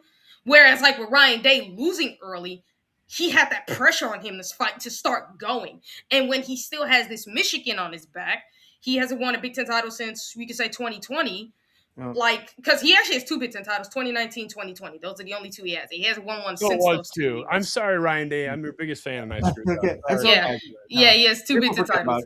That's okay. It's easy. But it's like, with him losing the way he did, and including these big games, losing to Michigan, him constantly having that, like, what you call it, on his back, actually makes him want to, like, okay, now I want to be the greatest coach. Now I want to go out there and I want to win more national titles. I want to be right up there. It's like, I want to be right up there with Woody Hayes. I want to go down as the greatest Buckeye coach. Because right now, I would say he's behind. A lot of people say he's behind Tressel, Urban, and Woody. If you win another natty and you get that winning record against Michigan, you will be ahead of both Tressel and Urban. And he ends the entire argument. If he wins 3 in a row. If he wins 3 in a row, which is in play, because you guys are going to be better next year, by the way. Yeah. all the key guys, not all, most of the key guys are back. And you always recruit at a high level. If he wins 3 in a row, forget Buckeye. You're talking about one of the. I think he already is one of the all-time greats. He has the highest winning percentage ever. But like, who is the coach without losses? This guy is the highest winning percentage in history. Going back to since Newt Rockne died in a plane crash during the Great Depression. Yeah. And when he does lose, it's to the number 1 Oregon team. They finish the year number 1 on the road by 3. Yeah. Or 1. 1 point. 1 point. 1 point. Yeah, thank you. 1 because they would have won with a field goal at the end and that OPI on Smith. That's right. Yeah. They lost by 1 point to Georgia, a Georgia super team where half of Ohio State's players were in street clothes. Exactly. You guys were down your top 2 running backs, your top 2 receivers, your starting tight end, and a tackle. So basically, like 7 of your stars were out. And Georgia had we had injuries too. They had like 2. I mean, everyone has some. You guys had, and no one even talks about Smith and Jigba, who was the best player in the country, but did he play at all that year? He played like red. Yeah, he did. He played, but then his injury, and then when he came back too early, he re-ruptured it and had to sit out for like the rest of the season. You had 2 wide receivers that at different points were considered the best players in college football, certainly the best receivers. Both gone. Yeah. And you lost by 1 point to Georgia when they were at their peak, hammering everybody. Exactly. And with 100 bad breaks, Kirby Smart getting that timeout, the fake punt works, all that stuff. Mm-hmm. Like there were a million things. The Harrison non-targeting thing was bizarre. Everything went wrong. 27 things went wrong and nothing went right. And he lost by 1 point because he missed the field goal after all this crap happened. So that's the point. It's like the guy wins more than anybody else. And when he loses, it's to great teams that are like 13, 14 win teams by 1 point. Even the Michigan loss last year, I'm not excusing it. It wasn't as bad as you think. Michigan had a top 10 defense last year. Their offense sucked. Guess what? You didn't lose because of the offense. Yeah. They scored 13 points. They hit 2 50-yard field goals. We missed 2 field goals. I mean, we did miss 2 field goals in the red zone, and that was like, it was so weird. And then we saw like Jaden Fielder doing it in the Big Ten title game, and we're like, what's funny about the Indiana game is it was a very much a reminiscent of Michigan in 2024. I'm like, Jesus Christ, we finally get over the hump, and then we go and have a game that's so similar to what we did last year. What? Their defensive line kicked our offensive line's ass. I mean, it was really Tegra. I mean, yeah, Tegra. Now I would say this: I watched how many times our offensive line got beat. Austin Cervo won. Luke Montgomery won. Carson Hinsman won. Freaking Philip Daniel 2 times. But it was Tegra where the real weakness was, because that's where our offensive line was really getting beat, was at right guard, because he kept getting beat. He got beat like 4 or 5 times, and I'm like, take him out of the game. That front 4, other than the Texas A&M's pretty darn good too in the front 4, and even like Texas Tech's pretty good. That is like a top 3 front, even 7 maybe, but that front 4 up there. They don't have the depth. I will say this: they don't have the depth. They don't have the depth, but we do. But they do have like their starters, and they are a little undersized. Now we will say this: our offensive line has at times had issues, because if you remember the Wisconsin game, they did kind of struggle with those little athletic, smaller D linemen. But they still managed to dominate. But they still managed to dominate for majority of the game, not letting them get past. It's just that they struggle with them at times. Whereas in this game, I'm looking at it like, okay, like I said, only four of our guys only got beat at least once or twice. And again, Phillip only got beat twice, and that happened. It was gonna happen. Like, we're not gonna hold these guys forever. Like, they're going to get through. But the fact that it mainly happened on the right side against the right guard, and that was the weakness. And when you took him out, you put in Gabe Finsickle. All of a sudden, the offensive line looks so much better. It's like we're actually being more efficient. We're blocking better. And it's like, that should have been the immediate change right there. You should have said to yourself, okay, let's take Tegra out now because he's getting beat too much. Let's put in Gabe Finsickle. I still think Indiana's front would have gotten a couple of pressures here and there, but I don't believe it would have been as consistent as it was when Tegra was in there, because they were getting in there a lot.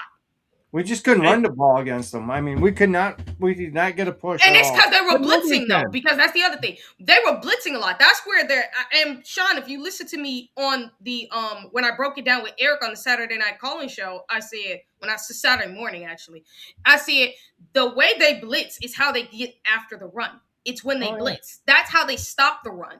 But the problem is their secondary isn't great against elite receivers. They're not. Their secondary is their greatest weakness. So if we were to exploit their secondary, if they blitz, we exploit their secondary. We should know what to do at that point. And we've done it before against teams who have blitzed the heck out of Sam before, who, like Penn State tried blitzing them a couple times. You've had a bunch of teams who tried blitzing Sam, and that never worked out well for them. So it's like, hey, if you, and I went back and watched the other film, I'm like, you know what's funny? Their defense does this, but if you have the right type of play calling, the right game plan, you will be able to dismantle this defense, because it really isn't that hard because they blitz too much. Like, if they don't blitz, their game against the run is actually pretty shaky. It really is. It's really shaky against the run if they're not blitzing. But if they blitz, they're great against the run, but then they leave their secondary exposed. So if Ohio State had the correct game plan, and this is what it told me when I said, if you guys were watching the film, y'all would have had a great game plan on how to counter this, because there were like Penn State gave you a playbook. Same with Iowa. They actually did give you a playbook as to how to attack this defense, especially Penn State. You just need to take advantage of that. And then when it comes to their offense, I said that they are RPO offense, but our defense can absolutely stop that. It's just that the only thing that we're concerned about, the bottom line is we're not talking. The only thing is we're just concerned about our defensive backs getting their heads turned around, because they do have a problem doing that at times. Now, the good thing is it only happened 4 times. It only happened 4 times. The good thing. But it's like, you know, you're not worried about the defense as much, because we believe they can stop their RPO offense, because that's what our defense is actually designed to stop everything. But the offense, it's like you just got to be designed on how to take advantage of their weak spots, even against coverage, because they run a lot of cover 2, cover 3, cover 4, cover 5. And Julie's saying against cover zones, against coverage, like zone coverage, he's really good. You just got to know how to attack it and where to go. If they just came up with that game plan, I really do believe we would have won that game. But the problem is we were not focused on them enough, and we didn't come up with a great game plan at all. Because when I look at Ryan Day and them on the sideline, they didn't know what to expect from Indiana. I'm like, yeah, this really says you guys were not paying them any attention if you didn't know to expect the blitzing or the zone coverages. Like, you should have seen that. Well, and bottom line is you're not going to always execute even stuff. I trust Ohio State to execute in those types of situations most of the time against anybody. I mean, even the third to last drive, they were 1st and 10, like at the Indiana 40. They didn't score then, or 40, 42, something like that. They didn't score then either. It's like Ohio State's, I don't care who the opponent is not going to have the ball inside or like the 40 once and the 10 twice and get 0 points. That's just not gonna happen. It's just weird. Yeah, I think it's just one of those weird games where it's like, look, anything can happen, and it's probably a game where you probably needed to get beat down and be built back up. Because now there's no Indiana's analytical profile is a national championship. Like the S&P Plus has, like, really, in my opinion, from past history, 3 teams that could win the national title analytically. I don't even buy Texas Tech, but they have number 1, Indiana 2, and Texas Tech. Then there's a big drop off where there's not a lot of teams scoring in the mid-20s that even have a chance. You guys are the 3 in the 30s for the S&P Plus score. And, you know, it's like Indiana's legit. And if you guys execute a couple basic things, you win anyway. I think it's good that you guys saw a team that good, because you had it all year, and it's not your fault. They're the second best team. You can't play yourself. But they're, you know, I think it's good that you saw them. They're going to be able to make it because you have a brilliant coaching staff. Oh, yeah. You have the best roster in the country and the best head coach. I'm trusting those 2 things to work out. Well, I mean, we needed to face some adversity. We hadn't faced adversity all year, like you said, and we faced it. Yeah, we lost.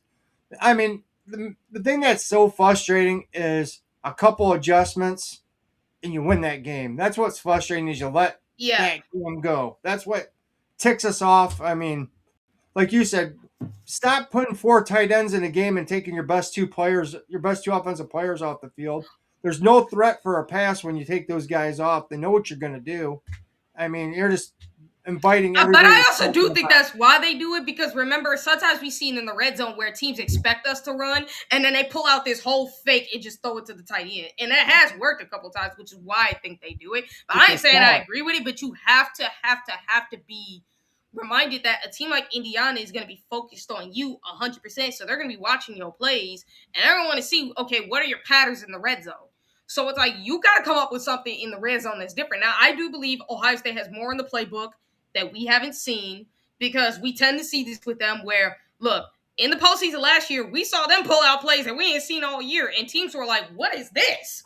Well, they should have done it in the Big Ten championship game. Should have done that, but I do think part of us that did think West Indiana would be kicking their butt for so long, but also because we're dealing with all the stuff regarding recruiting and Brown Hartline and all this. It's like I think it's a great lesson for Ohio State, even though I didn't think they would overlook them because it's like, I don't care if this is Indiana.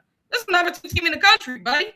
Now, we may be that much better than them. Let's be realistic. We are better, but we still got to be on our A game because we see what happened in the Urban Meyer era, especially. What happens if you underestimate a team and you ain't putting your full on focus on them? Like, they gonna pick your butt if you ain't paying attention. So, and I say this is like some of the most respect for Ryan Day in Ohio State. You are better, but you're not like that much better. Like if you played 10 times and both teams played their best game like each time, they're gonna beat you like 4 out of 10, maybe 3. Which is still like winning 6 out of 10 over a great team like that.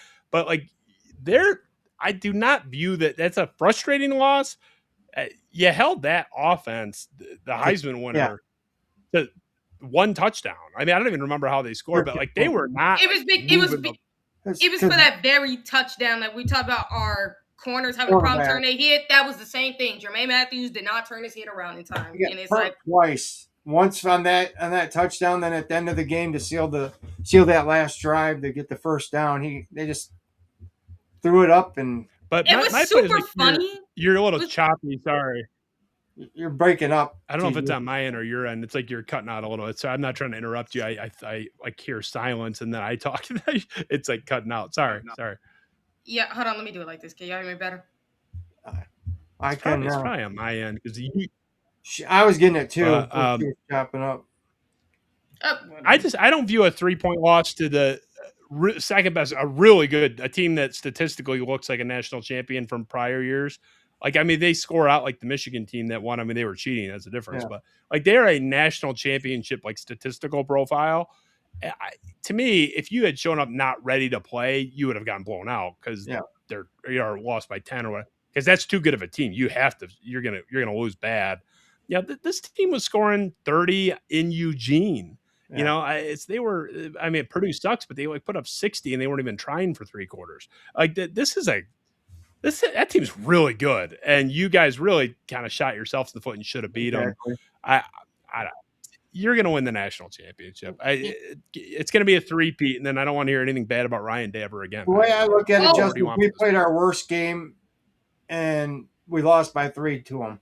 I mean, if we play, not half as bad, we win that game. So I mean, I'm not down about it, but it just gets a little frustrating because we wanted that undefeated season because that's the one thing we hear about from the Michigan people is, oh, you guys didn't win the Big Ten championship when they won their natty.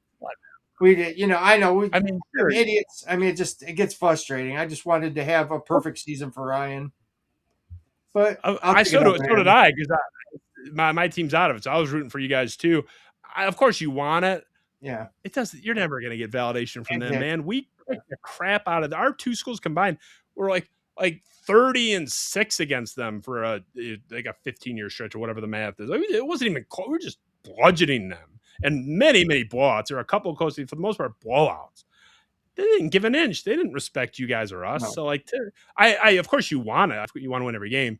Yeah. Who cares what they think? Why don't they go get another coach out of the clink? Honestly, I think nowadays with the way the playoffs are, finding a team that goes undefeated the whole way through is going to be so rare anymore. It's going to be, it's kind of like the NFL. You don't see it in the NFL. And I've heard other coaches say it's probably a thing of the past for a team to go undefeated all the way through. It is. The playoffs are now. Even the Michigan team played like fewer games than you have to now unless you get the bye. And but they didn't play. They played the worst Saban team in 15 years. Yeah. And Washington was like the 13th best team in analytics. It's just they played in a crap conference. They beat you guys by 6. You were the only good win they had all year. Like Indiana this year is more impressive of an opponent than anything, including the Buckeye team in 23, which was good enough to win too. But like the point is, they played one really tough opponent, like real tough opponent all year. The year they won, they played nobody for 2 months. They were 8-0 before they played anybody. And then when they finally did, it was a crappy, like overrated Penn State team who loses every big game. Like it's to me, even their best team, like the CFP gauntlet, they played the 8th and 13th best teams in the last 4 team playoff. Like nobody played. you never get that draw. Like they got the draw of the century. They should have lost to Bama. That's all. Like to me, I don't even cheating aside. It's like the least impressive champion of the last 20 years. Exactly. Oh no, They didn't play anybody. Oh, by the way, Justin, you actually got some big news that just dropped. Oh, what happened? The Arizona Cardinals defensive line coach is taking the Michigan State job. Oh, I heard that. Yeah. I saw my buddy reported. Yeah, it's official. Yeah, it's a good move. Hey, yeah, we're not messing around up there. One thing I'd like to ask you, I know you got some Michigan insiders. Who do they want as their next coach? Well, DeBoer was their most popular guy. They like Dillingham. They're a lot more lukewarm on Fish. I don't know what they're gonna do. I know they want the administration preferred DeBoer, at least the ones I was talking to, and there were a few. So, but I don't think they're gonna get him. I know he's Dillingham. I like Dillingham. I don't want him to go there. I like Dillingham.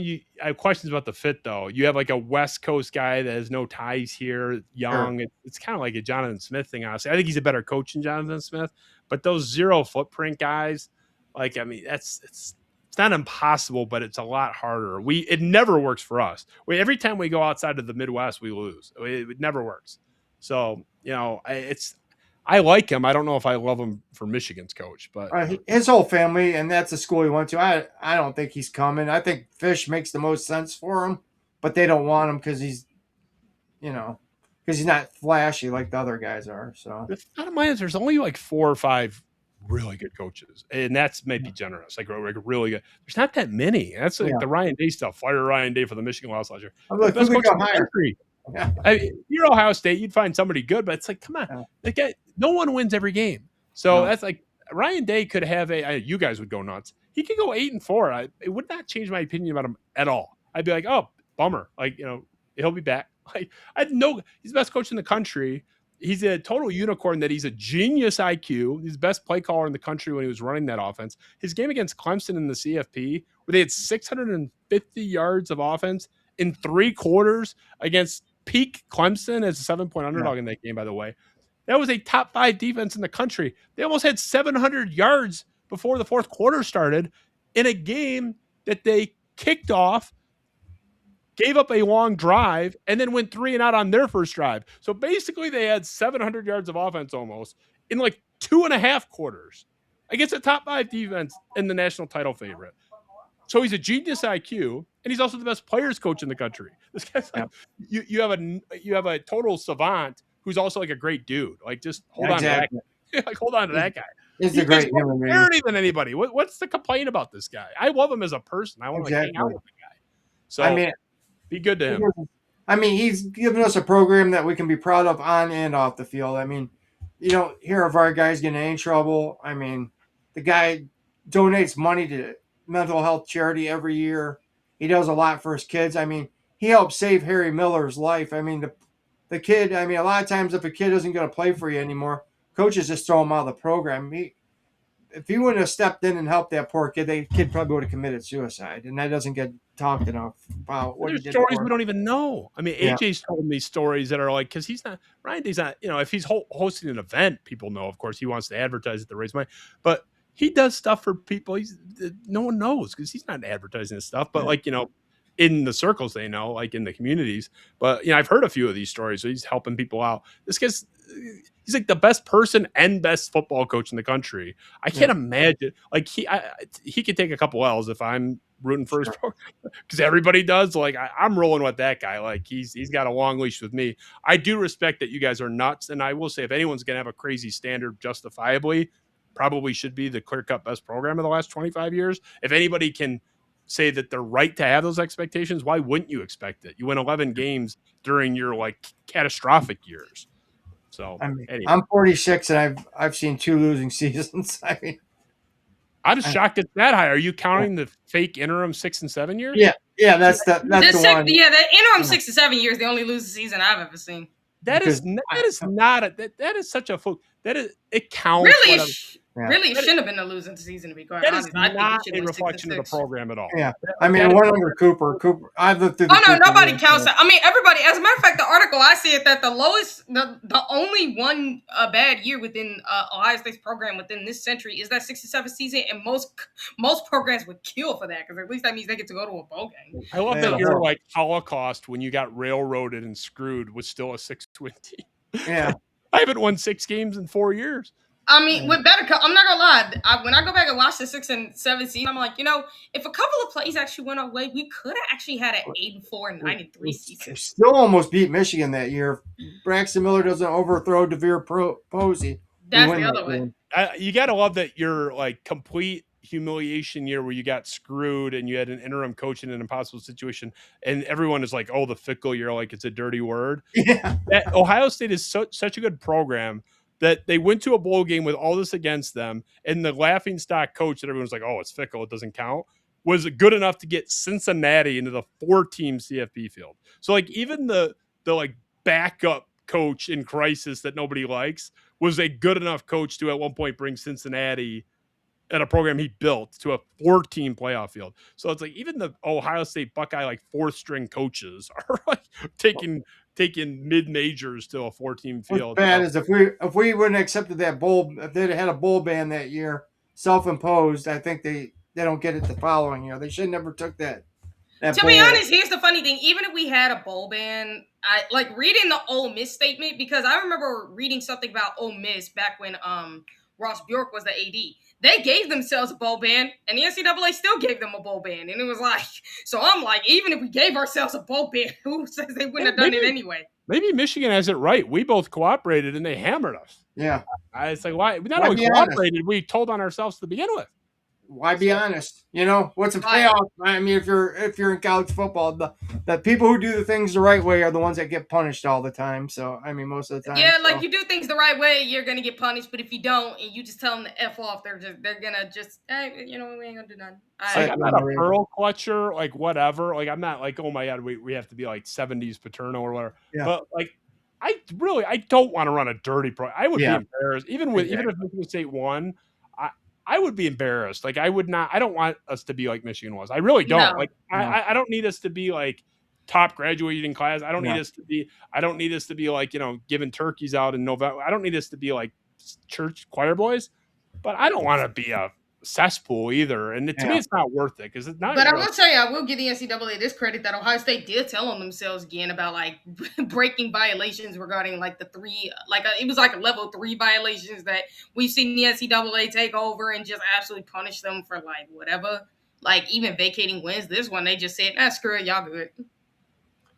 It's such a stupid institution. Like they overpunish everyone else, and the second it's Michigan. Michigan picked the perfect time to cheat. They picked the perfect time to cheat. Any other era, even 5 years earlier, Tennessee got crushed like 3 years before, 2 years before. And they cheated right at the exact point in time in 100 years of enforcement of like when they just stopped actually enforcing this stuff, like in following their own mandatory guidelines. It's just whatever. I don't like them, but I'll let you guys go. I got to get my kids to bed. But thank you guys so much for having me. Yeah, thanks again, Justin. We appreciate you, buddy. My pleasure. Go win 3 games for me, all right? Well, we'll have it back on soon, buddy. Get it done. I'll celebrate with you, all right? All right. Go Bucks. Later, bro. Yep. Go Bucks.